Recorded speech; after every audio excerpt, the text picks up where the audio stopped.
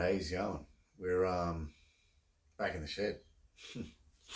So after the conundrum with the bumblebee 318 and the cracked head and all that bizzo, I reckon. I hunted around. It's probably been 3 weeks odd. Tried chasing up a head. Couldn't find one. Got onto one fella that's got a pair of heads that he was looking to sell, and then he just ghosted me. So seems that there's no heads in my area. Sean from Buck the Atlas has come to the rescue. He's got a 318 short block under his bench. It's got a sump on it, and the heads there that he's got for it they're off it. They're not on. Obviously, it's a short block. So the heads are seized, but the short block rotates. The short block's still good. So I said to him, "How about the heads?" And he said he doesn't want to part with them. So what I'll do is I'll free the heads up, bolt them back on the block. I've got the original 4-barrel marine intake manifold that I'll throw on his motor temporarily, and use those parts to get my motor going. Use his parts to get my car going. So that's the plan. Someone else's motor in my car, get it through registration, and then I can do what I like with it. The issue is that these cars only came with slant sixes, 273s and 318s. So in Australia, if it didn't come out with that, you can't get it registered with, if it was factory fitted with one of those, that's what it has to be registered with. Otherwise, it doesn't meet the Australian design regulations. So that's just what it is. ADR is ADR, and even though ADR came out in 69 and this is a 67, all vehicles in Australia have to comply with ADR. So I've got other engines running that I could jam in it, but they're not engines that this car came out with. So yeah, that's it. I think I'll start into the inlet manifold first, because it's got it's a four hole flange in the carb pad, and it's one of them marine inlet manifolds. It's machined on a mad angle. The carb pad is machined on a mad angle, so the carburetor to be running downhill far too far. And what I've got is an adapter. I don't know if I've got it here. No, but anyway, I've got an adapter. That's a wedge, and it's open. It's an open plenum. So I've got to modify the plenum on the manifold to make it suit. So that's the first thing off. That's the first cab off the ranks, and then we'll get into the heads. Here we go. So this is the original marine intake off of the 318. Hold on. And there's the proof. Marine 4-barrel. So marked, it's board for whatever Carter AFB or something that they ran on it from the factory. I've started to mark out. I've got it drilled, pilot drilled for the Holy bolt pattern, but it's got this 4-hole divider thing, and you can see the angle of it. It's a marine application, it's on a mad angle. So we've got this, which brings us back to a more reasonable angle. On an ordinary intake, you'd run it the other way to give you enough, to give you that. I'm reversing it, so I'm going like that, but the problem is this doesn't match. If I've got a carburetor sucking through this, it ain't going to flow very well and not going to work very well. It's probably going to upset flow or separate the droplets out of the airstream, I imagine. So what I'm going to do is I'm going to buzz these through there, through there, through there. And I'm going to blend them back to a knife edge. Yeah, the whole way around. So knock the centerpiece out and then blend these back. I was going to drill all the way along there and knock the whole thing out back to the normal size.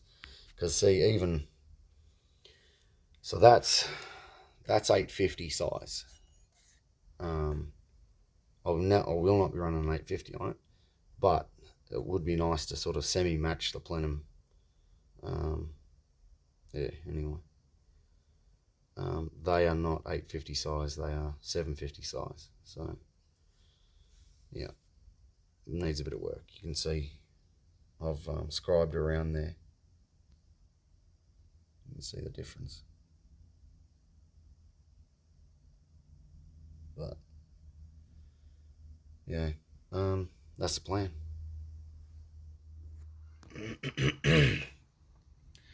So I just trimmed those out with the grinder, and that just fell off. And I can see in there, I can see, I don't know if you're not seeing this on the camera, but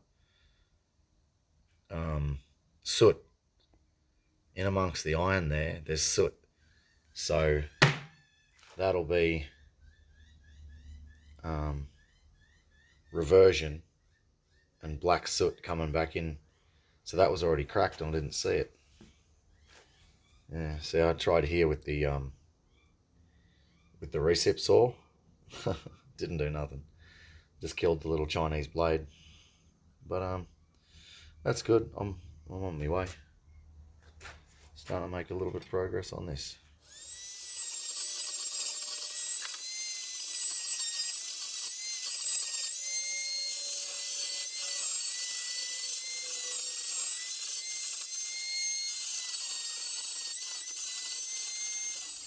So this is the 15-minute fluff and buff. A bit ugly in places, but good enough, I reckon. Generally smooth. It feels nice and smooth.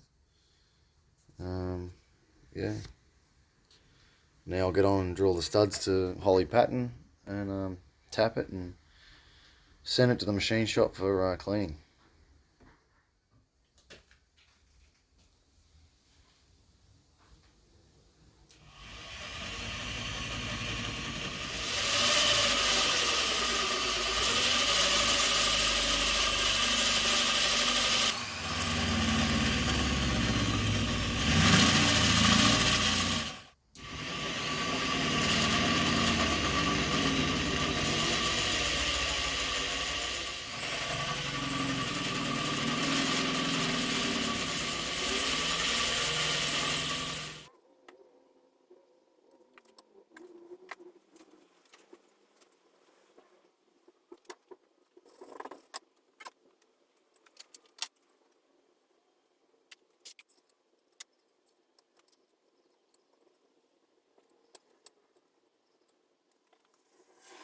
There she blew.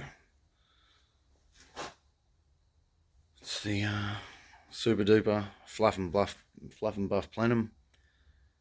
New carb bolt pattern and a little bit better angle with that wedge plate. Lovely, ready to go. All right, so cylinder heads.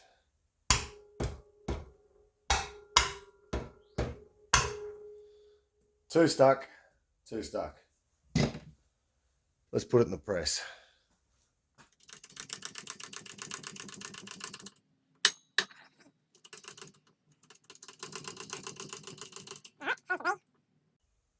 Yeah, pretty happy with that. That seems to be nice and straight down on the valve. So let's see.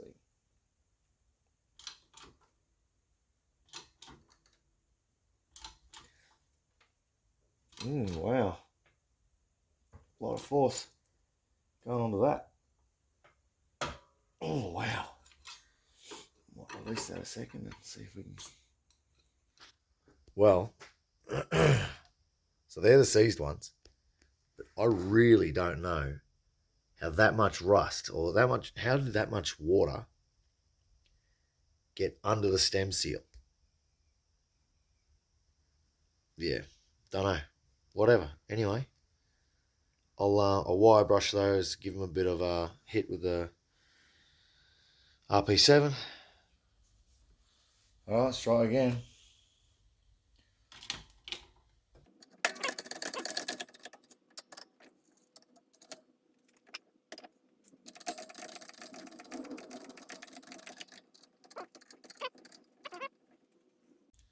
There's a lot of force on that right now.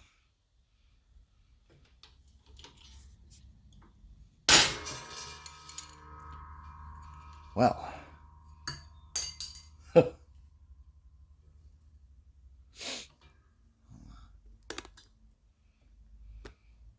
yeah.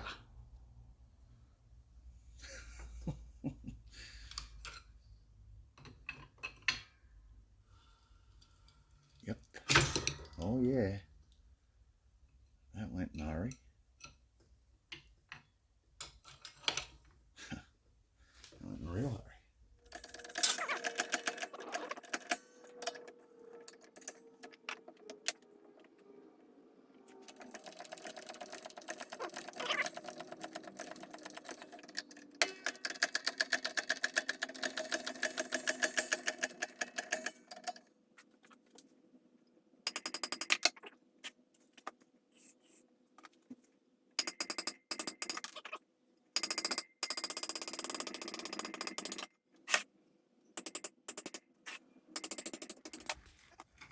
Alright, well here's the Loner 318.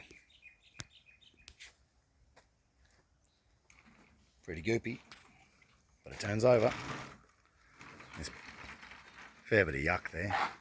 It's been sitting 15 years maybe. As you can see, needs a Welsh plug.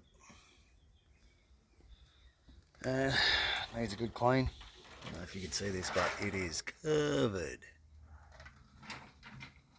Yeah, it is covered in filth. Looks like the Welsh plugs on the sides have been replaced. They're brass. And yeah. That's the young fella. Got him chained to the back of the tow pig because he keeps scooting down the driveway.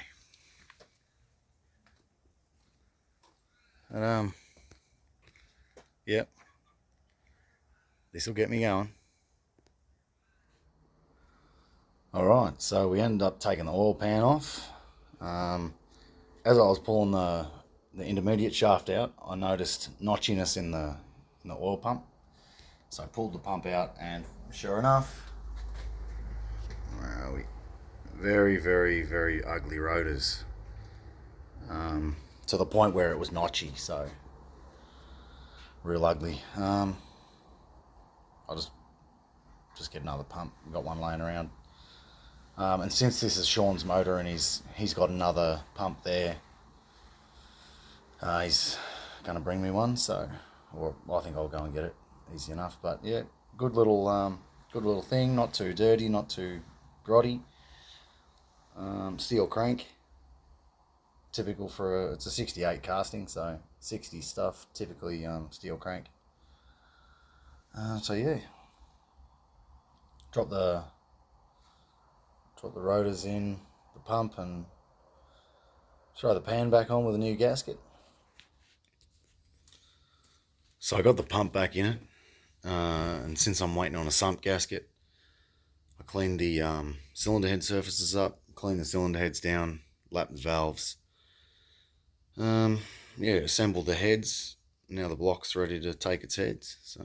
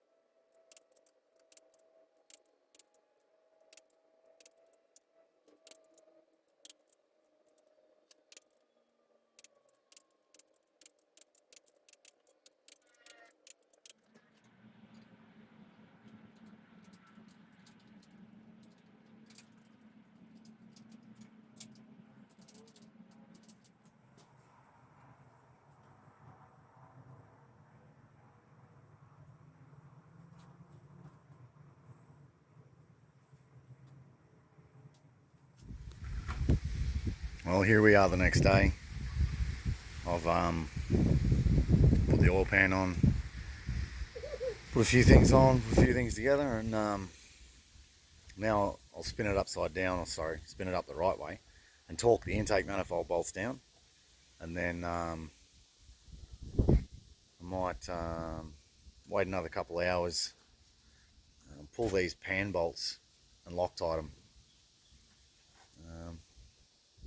Yeah, and then she's pretty well ready to go in. Although there's a few bits and pieces I want to pull the little bits and pieces off of this.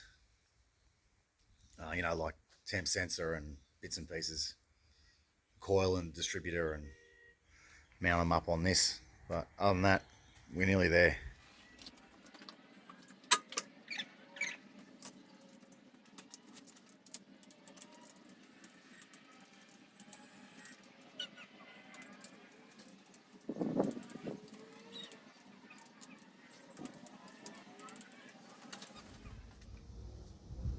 Righto, fellas. So that's her back together.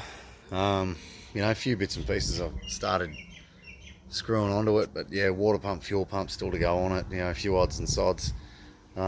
Pretty well ready to go in though, so yeah, pretty happy with that. I think it's 4 or 5 days it's taken me to get this thing from a pile of parts to, you know, more or less a engine sort of semi ready to rock. But yeah, I'll get in now, whip that out. But yeah, for the time being, I'll leave this video where it is, and yeah, I'll speak to you again soon. All right.